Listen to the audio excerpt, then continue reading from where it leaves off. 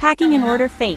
Wala ka, lagot ka. Wala ka pang ilang bukod. Nangyari sa kami. Hindi ko naman siya Guys, na pa naayos. So ngayon, maglalaro ulit kami ng Dusty Tree. Wala, paano yun? Wala ka na, maglalaro na tayo. Kaso, wala nga odd. May odd, wala palang odd kung ano kung laro ko. Paano ba? Tapos mabilis na daw magutom dito, B.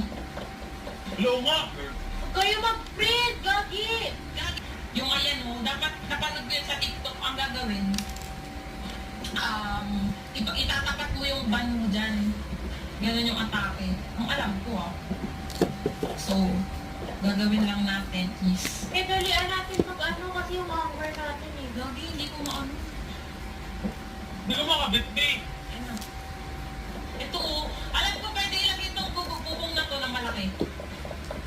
Gusto nyo? Huwag na. Try nga natin to. Tank build. Mamaya muna yung mga kataran. Sorry Sige guys, huwag na nga tayo Bulag ba ako? Taga mo? Dito pa sa Subok ang pinagkakatiwalaan, Finisher Plus. Para sa negosyo, Mitsubishi L300 pa rin.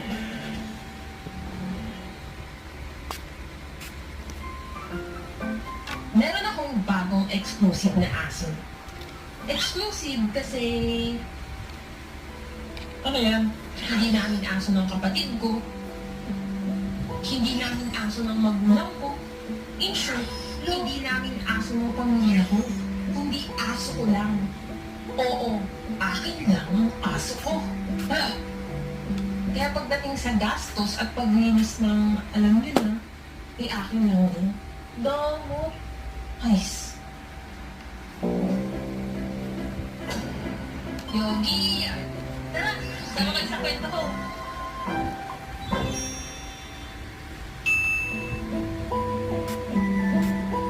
Dati ko pa talaga iniisip mag-adopt ng sariling aso. May mga aso naman kami sa bahay, pero aso ng lahat yun, so wala akong masyadong responsibility doon. Huwag nga ako pinali. Kaya minsan tinapawalan pa ako. Kaya one time, nagpaalam ko sa nanay ko kung pwede akong mag-alaga ng sarili kong aso. Kaso di siya pumayag. So, as mabait na anak na nakikinig sa magulang, hindi lang at bilang marites, nagbasa ako ng comment at napukaw yung atensyon ko sa pag na pinapa-adapt malapit daw dito sa amin. Adapt daw. Pero ikaw yun. Ala, ang cute!